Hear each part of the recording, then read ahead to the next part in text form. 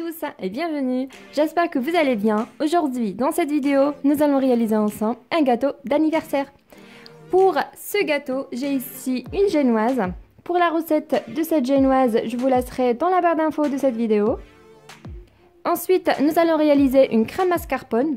Pour la recette de cette magnifique crème au mascarpone, j'ai ici 100 g de sucre, un sachet de sucre vanillé, 250 g de mascarpone et 500 ml de la crème fluide entière, minimum 30% pour qu'elle monte. Voilà. Ensuite, j'ai ici une sorte de fruit que j'ai à la maison pour donner de peps à notre gâteau. Ici, j'ai un sirop aux fraises, juste pour imbiber le gâteau, possible de préparer à la maison avec 100 ml d'eau et 50 g de sucre et vous faites bouillir environ 8 minutes. Et c'est prêt. Voilà. Et vous l'aromatisez ce que vous aimez. Et ici, j'ai quelques perles bleues et du colorant bleu. Voilà, ça sera un gâteau d'anniversaire d'un garçon. Voilà, c'est parti pour la réalisation de la crème. Dans le grand bol, je verse ma mascarpone. J'ajoute ensuite le sachet de sucre vanillé avec les 100 g de sucre. Voilà, je mélange bien à l'aide de mon batteur électrique. Comme ceci, je vais mélanger juste quelques instants avec le sucre. Ensuite, je vais rajouter ma crème fluide entière. Il faut qu'elle soit très froide. Donc, c'est 500 ml. Mes boîtes sont de 250.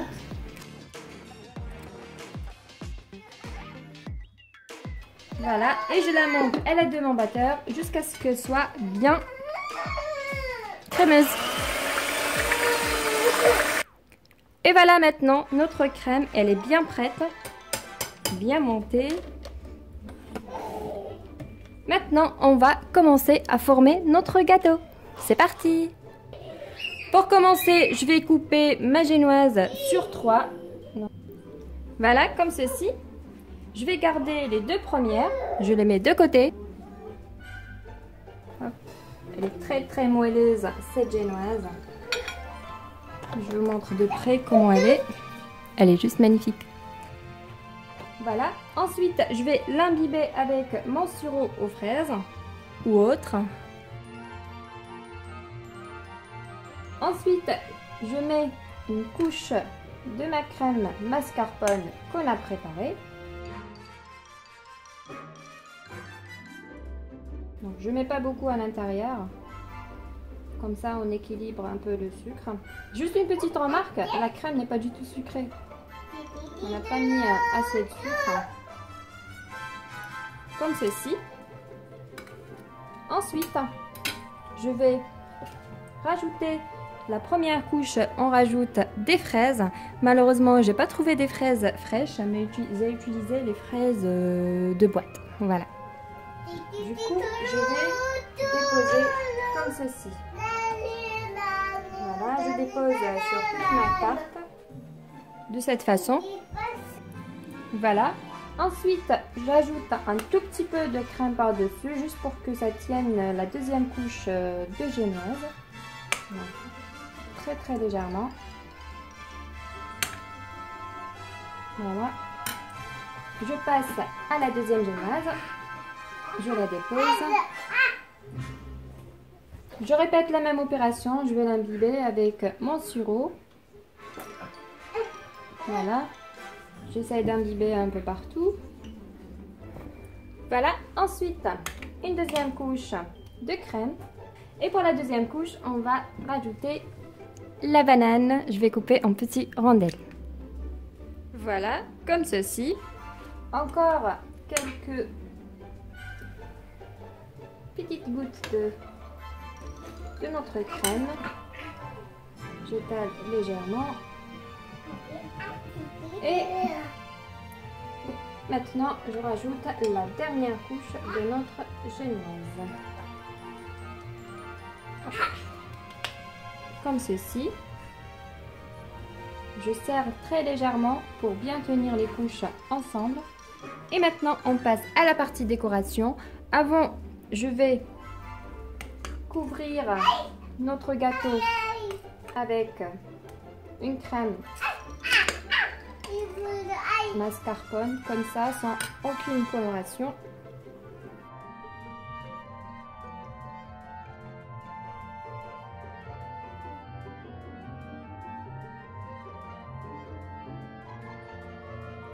Voilà, comme ceci. Ensuite, on passe à la deuxième partie, la déco. Je vais prendre la moitié de ma crème. Je vais appliquer une coloration bleue.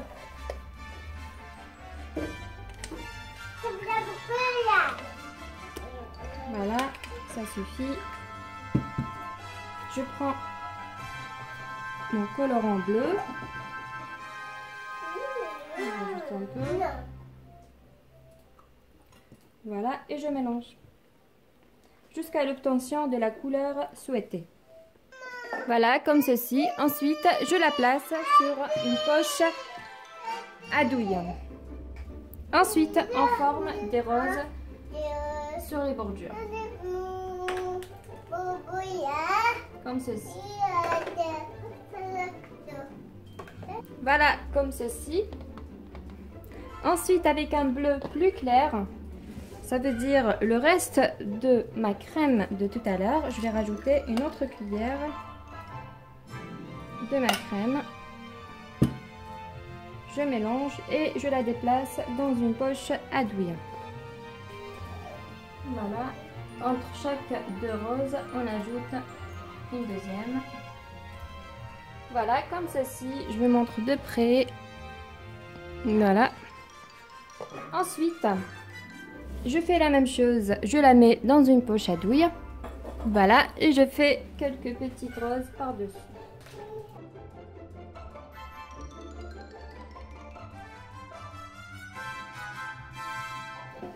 Et il nous reste encore quelques de la crème, on va pas la jeter. Je remplis aussi les vides. Voilà. Et on passe maintenant à la déco finale avec les fruits. On va d'abord les couper. Voilà, j'ai ici une orange que j'ai coupé le haut et le bas.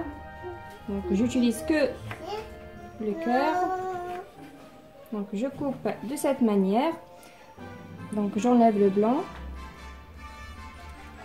Ensuite, je récupère l'intérieur. Comme ceci. Ensuite, pour la pomme, je prends à moitié, presque. Donc je prends celui-là. J'enlève juste le petit. Voilà.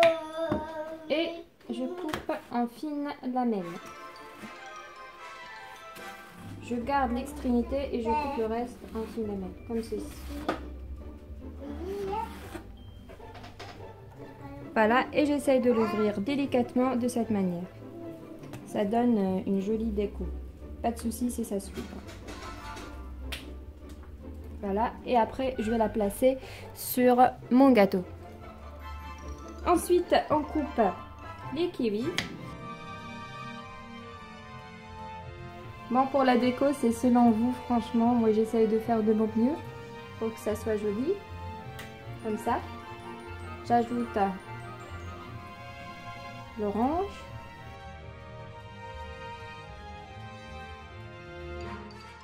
Comme ça. Ensuite, j'ai ici des raisins.